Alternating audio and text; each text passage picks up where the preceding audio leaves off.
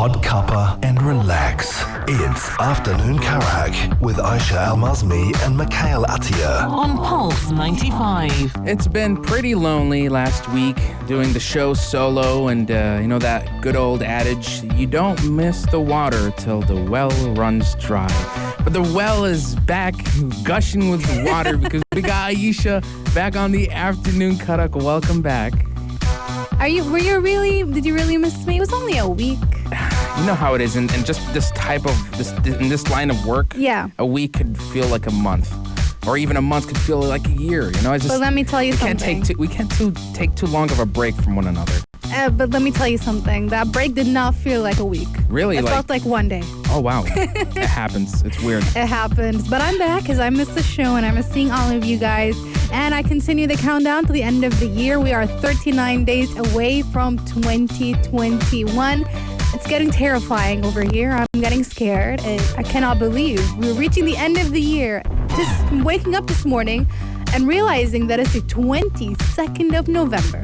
Yeah, it's pretty crazy. It is insane. We're only the last month of the year is only 8 days away. And it's just like, wow, what happened to the year? This pandemic really was testing everybody, and it continues to test everybody as we get to grapple with reality. I mean, I feel like nobody has yet to, feel at complete peace or understand what's going on. Some of us are still feeling weird here and there.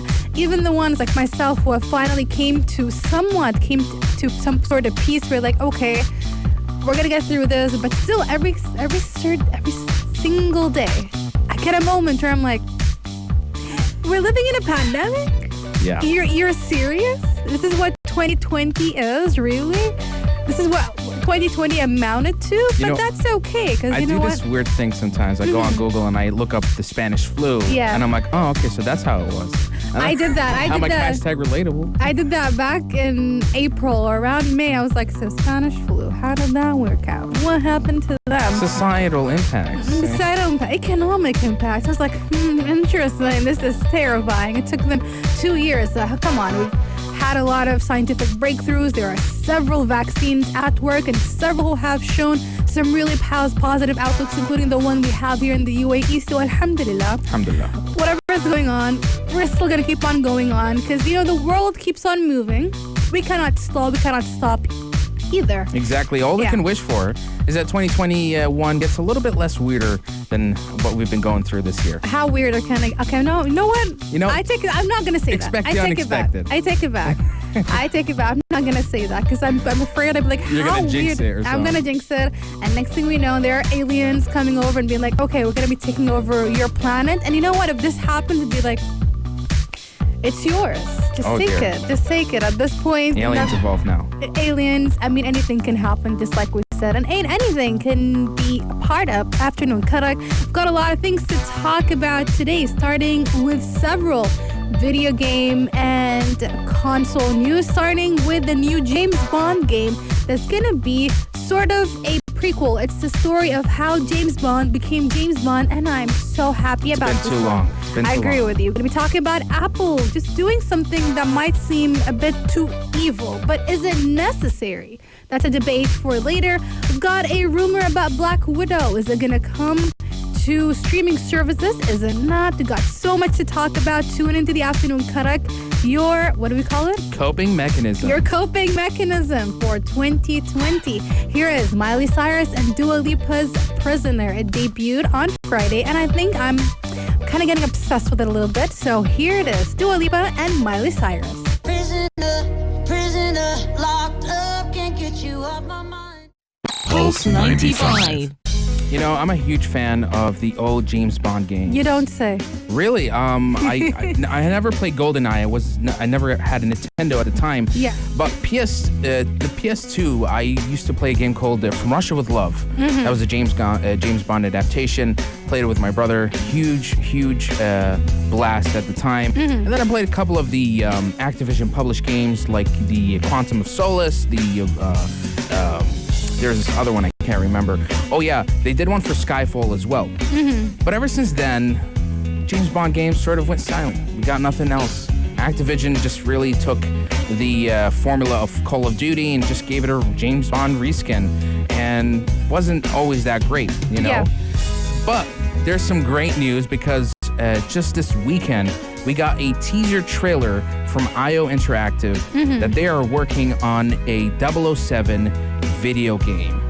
This is a big deal because first of all, IO Interactive are the developers behind the Hitman series. So they know what they're doing. Yes, like they are the experts of stealth and espionage, you know, and the way they design their latest games like Hitman 1 and 2, they have this new way of creating like a sandbox, and they give you all the tools and all the equipments and like gameplay mechanics to really play your way, and they reward you with how creative you'll go about completing your objective or killing your target. So to put James Bond into that, you know, get into that sort of model that they've created is the perfect fit. Like they are the developers to be working on this. I'm so happy. And what I like about this is that's going to be an origin story. Now, when was the last time you heard about a James Bond origin story? No, all the time it was just Never. movie tie-ins, you know? Exactly, and it's usually even the movie itself is always about, you know, halfway through his career, something happened, he's already established himself. So seeing him, you know, from a little James Bondling, do you like that? James Bondling, like seedling, all the way to becoming the actual, you know, well-known 007. 007. Again, the 007. Whoa. 007. That's some secret operative stuff. But yeah, like I'm really excited about this one, even though again I'm not into third-person shooter, any sort of shooter at all. But Hitman has always been this sort of a game where I'm like, maybe if I ever want to delve into that genre, Hitman is going to be that game. And now I'm feeling that this is going to be the perfect project for them. So I'm super excited for this one. It was only a mini teaser, and this means, you know, anything can happen. Exactly. IO Interactive CEO Hakan Abrak, he says he calls it the most ambitious game in the history of their studio. Wow. That's big. So that's a bold statement right there. So I cannot wait and see more of this. All we know that for now is that IO Interactive will be releasing Hitman 3 sometime in 2021. Yeah. So I think the game is still under development, and hopefully it'll come out as soon as 2022. I can see it around that time as well, maybe even the end of 2022 if it's as big as I claim it to be. Coming up next, we're going to be talking about Apple and their decision to remove any application that hasn't gained $1 million in revenue per year. Now, this might seem harsh, or is it a reasonable decision? Let's talk about that coming up next. Pulse 95. First of all, I'd like to apologize.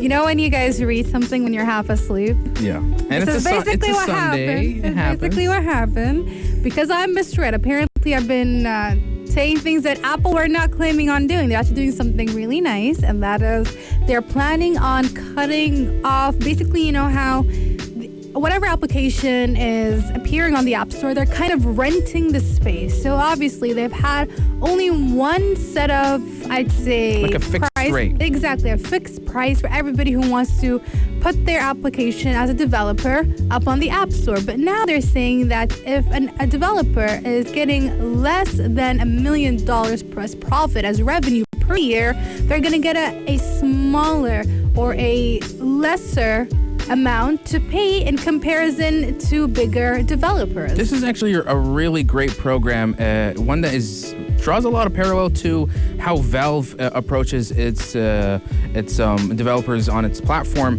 Valve on Steam takes a 30% cut for every sale of a copy of a game, but they have done a thing where the more money you make, if you hit 3 million to 5 million, they actually start reducing the pay cut from that. But this one's a bit opposite, where if you are just a small business selling goods and services on the Apple Store, and you're just earning less than $1 million, they will cut it by half. So all you get, the cut will be only 15%. Do you remember we had this conversation, you and I said that the Epic Games one, right? Yeah, somewhat. When I told you that I felt that it would make more sense for them to give cuts to smaller applications or smaller developers rather than giving cuts to bigger developers like Valve does, because yes, it's incentive, I understand that, but at the same time, there are some developers that might never have those, surprising breakthroughs, like a lot of applications. Like, for example, let's take Zoom as an example.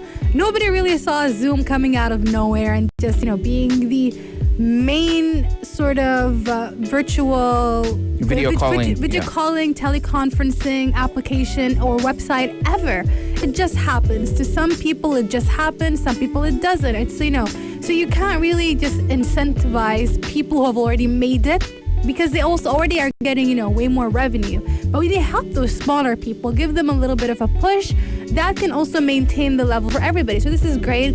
It makes you wonder, was it the cause of the whole Epic Games conundrum thing, or was it something they've always thought about, or was it something that came out of the pandemic itself? That's the question. That's true. I think there's a lot of factors that are weighing in on this matter. Yeah. But I think Epic Games is definitely one of them.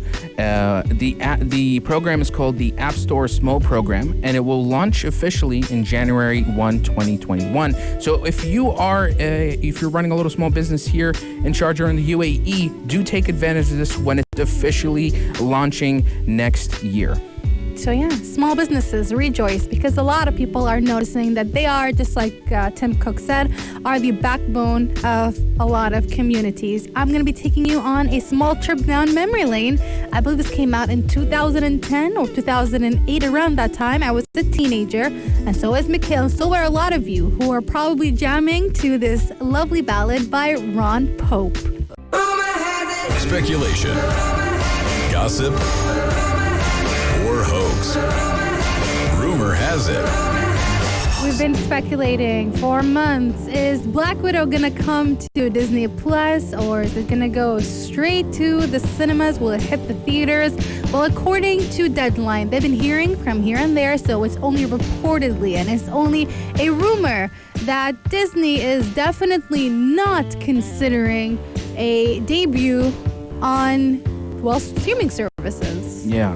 Actually, there's also another thing about this, is that rumor has it that Disney is considering, for the live-action movies such as Cruella, Pinocchio, and Peter Pan, to have the premiere edition of them coming to Disney Plus, which is what they did for the Mulan. For Mulan, but Mulan got charged a premium, and we know that Soul is definitely going to come on the streaming service. We still don't know whether it's going to be part of the premium service that they offered like Mulan did, or is it going to be for free.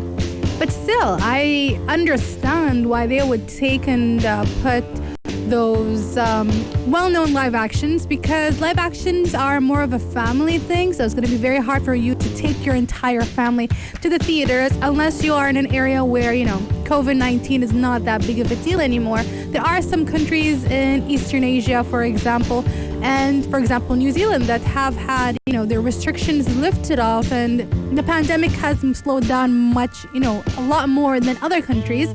And there are countries like the UAE, for example, that does have cinemas and facilities open, but you have to be in small groups. So you can't really take all your kids to the cinema or hit the movie theaters. So it'd be good to have it streaming for them to watch at home. Yeah. This However, also, I think, has to do with just the positioning mentality that people are not really keen to go to theaters just yet. I agree very much. But then the question is, will Black Widow, by then, would it be safe for people to go back? I mean, most of the countries, I'm not talking about the UAE in particular, or the United States, or even, for example, big revenue or, profitable places for movies like this, such as China, because I know that, we all know that Disney usually relies on the Chinese box office to help boost its sales. And we do know that Chinese theaters have opened in comparison to the ones in the United States, where they are struggling a lot. So it just becomes a question of, why Black Widow? Why not, let's join the rest of the movies, especially since all these live actions are coming out around the same time or a bit after Black Widow. There's, one thing I take from this is the fact that Black Widow, because of Black Widow's delay, coming out to, I think, May of next year, it just shows that Disney is adamant, 100% that it has to come out as a theatrical release. Because if they didn't delay it, then we would have had a direct to video on demand version of it on Disney Plus with a premium price. The question is, do they really depend or expect that Marvel fans would do anything to watch the movie. I mean, that's what happened with Tenet, where people were like, yes, everybody's definitely going to come and watch that movie. There's going to be what kicks off movies, post-pandemic. But obviously, we're not post-pandemic. That's one thing. Second thing, you know what happened with Tenet became like sort of a cautionary tale. Yeah. And Disney should definitely learn from Tenet and probably have, just have it, premiere in theaters wherever it can, and also on streaming services for it to generate as much profit as Mulan did, despite what's happening in the entire world. What do you guys think? 4215, it's a lot. Or do you believe it's a good idea or a bad idea? I'm leaning towards bad idea. I feel like even though it is a rumor, we feel that this is actually going to be happening. They're actually not going to put it on streaming services, at least for quite a while. Yeah. And then they're going to push it just like they did with Mulan and other movies. We're going to be taking a short break. We've got Kali Uchis and the sports headlines coming up. So stay tuned. We're going to be talking about Lord of the Rings. And I know Mikhail is excited about this one. Yeah. He did not see the story, but I saw it and I was like, we need to talk about this. So stay tuned for that and much more right here on the Afternoon Karak. This is Pulse 95. As a fan of Lord of the Rings, ever since I've watched the movies, I've watched them twice this year, weirdly enough. I watched the Lord of the Rings trilogy twice, and ever since then, I've really had a strong fascination over the just J.R. Tolkien's world, the race, the way he tells his stories, and I'm just falling in love with it. And what I even love more is that if you go on YouTube, there are these active communities, these channels that almost pump out Lord of the Ring content almost every week or so, discussing very specific topics and questions like, for example, what is Gandalf the White compared to Gandalf the Grey? Yeah. And what happened to the dwarves in the, before The Hobbit? What happened to Aragorn after Lord of the Rings? They ask all these very important questions, and they try to answer them through canonical, information that was given by J.R.R. Tolkien, as well as his son Christopher Tolkien, who Allah yarhamah passed away earlier this year around January. And he is honestly a great man, because he had the task of taking his father's unfinished work and trying to rearrange it and tell, wrap his head around what his father was trying to explain in terms of the world, the deities, the races. It's because of his son we have the Silmarillion that gives us all sorts of lore building compared to what we only get from Lord of the Rings. And that, honestly, really, God bless him. Christopher, he did a great job. And some really great books has come out of it. And it's something that communities to this day still discuss, very passionate about. If I remember correctly, I'm trying to remember the quote, but I will say just vaguely based on what I remember, is that J.R.R. Tolkien actually said that Christopher was sort of like an extension of who he is, because he was the one who, since he was younger, he was into the entire stories, the lore, so it was only natural that he took over. And now the Tolkien estate is going to be releasing essays by Tolkien himself called The Nature of Middle-earth, that is coming out next year in 2021. And it's unpublished collections of writing exploring the world of Middle-earth in essays, tackling topics ranging from Elvis reincarnation to which characters had beards. And it is to be published next summer. So it's great news for everybody, because it just expands on lore that people thought was, we got, halas, this is the end of it, we're not going to get more, but apparently there is a lot more. Yeah, oh my God. You guys have to go on YouTube. If you're a fan of Lord of the Rings, just follow up some on the YouTube channel. There's this guy, he's named Nerd of the Rings, who talks about all sorts of, if you had weird questions, for example, why didn't they just ride the eagles to Mount Doom? There are videos that explain exactly why this was not the case in the story. It's great stuff like that that keeps the world of J.R.R. Tolkien alive and well. And I'm just excited for Amazon series at this point. Like, I cannot wait for this show to come out already. More Lord of the Rings. It's gonna come out very soon, and like you said, and remember how we spoke about the game that did not happen? And you and I feel like there is some chance that we might be getting a Lord of the Rings game sooner or later. There's the Gollum coming out. Yes, the Gollum but is coming out. Beyond that, who knows? Who knows what might happen, because I feel like it's going to be sort of a revival of the entire series, kicking off with the Amazon series and all these new texts that are, again, going to be published by HarperCollins next year in June. I know Mikhail's already excited about it. He's going to look for the pre-order link anytime right after the show. So if you are a fan of The Lord of the Rings and The Hobbit and The Silmarillion or J.R.R. Tolkien in general, this is your chance to look up the essays and search them up. We're going to be taking a short break and we'll be back with your coping mechanism. That is the afternoon Karak. We're going to be coming back very soon after this short break. Pulse 95. Now that Neil Druckmann is kind of, just chilling after his latest movie. Latest movie? No, sorry, latest game. Video game, yes. Latest video game, he now has the time to jump on the TV show.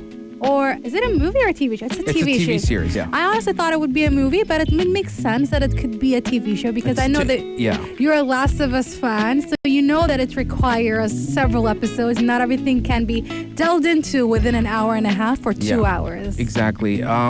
This project has been in talks for some time, but whereas the Uncharted project took 10 years for it to be finally greenlit and finally to be produced, it's only been about, I think, half a year that we actually got a confirmation from HBO that they are going to be producing the Last of Us live action series. And what's also great about it is that the creator and writer, Neil Druckmann, will be working as a writer and an executive producer alongside with Greg Mazin, who was the creator and director of Chernobyl. I know you're very happy about that. It's a great combination, honestly. And I don't want to go into the details of The Last of Us, but basically it's an alternate world where a quadriceps, a mushroom virus, basically infects about a good amount of people, and it causes a huge pandemic that winds up killing at least half the world's population. We're talking like 4 billion people.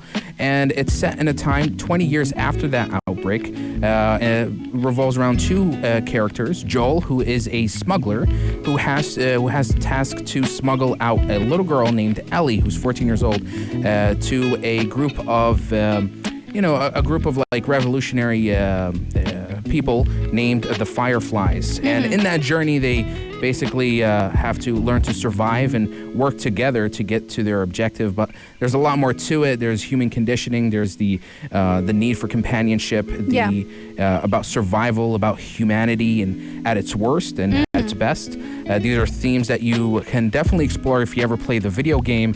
And the fact that the creator and writer, Neil Druckmann, is involved in this means that, for all the video game adaptations we've had in the past that have not been really great, we're talking like Tomb Raider, Assassin's Creed, that this has Prince of Persia. Even though I love Jake Gyllenhaal. I knew you were going to bring that up. I need to. I need to say that the truth is I'm a big fan of Jake Gyllenhaal. I still think that movie was great, but was it really great? Was it really? If it wasn't for... He was great, though. He was, exactly. Great he was great.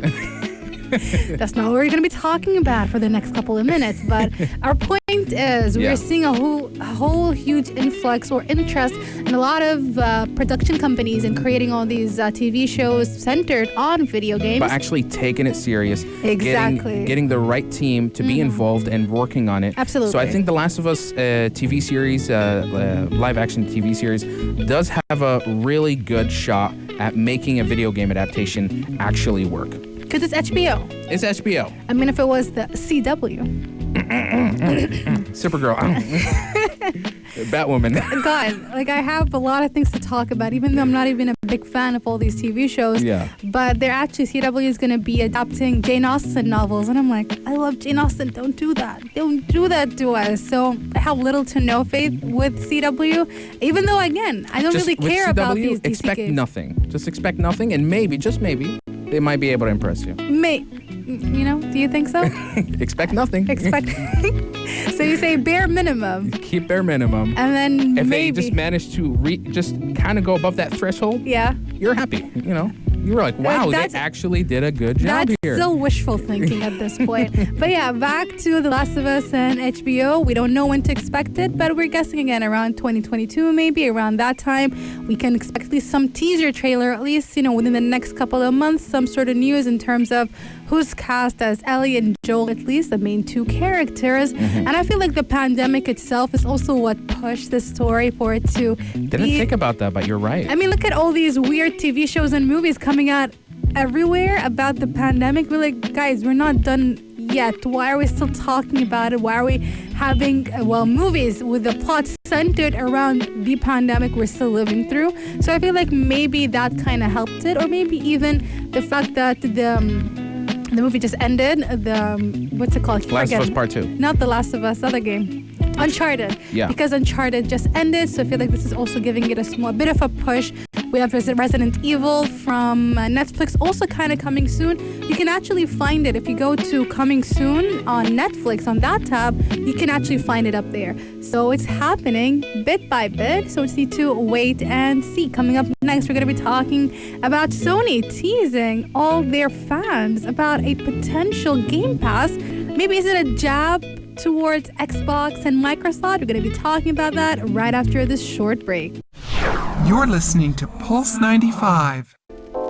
So for the past couple of weeks, we've been talking about Xbox and Microsoft and their new take on their Game Pass and how they're going to be revolutionizing the whole, their connection with their fans and how they've been listening to them and trying to adapt. Because I've been saying this since the beginning of the year, that the next generation of consoles it's less going to be about the technology, because they both have peaked in different ways.